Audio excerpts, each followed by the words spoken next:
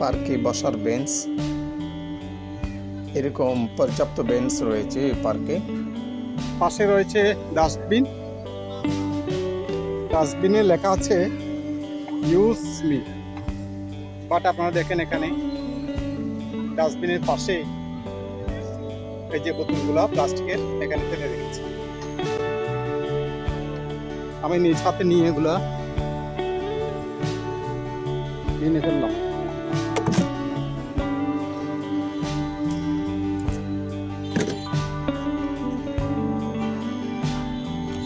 আসলে আমাদের আচরণ পরিবর্তন হবে বলে আমি মনে করি না।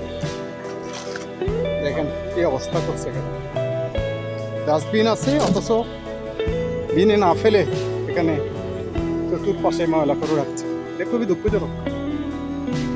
এটা একটি বাচ্চাদের স্লিপার, চলুন দেখে আসি। খুবই সুন্দর, যদি এখানে পানি দেখা যাচ্ছে, বাচ্চারা এখন চড়তে পারবে না।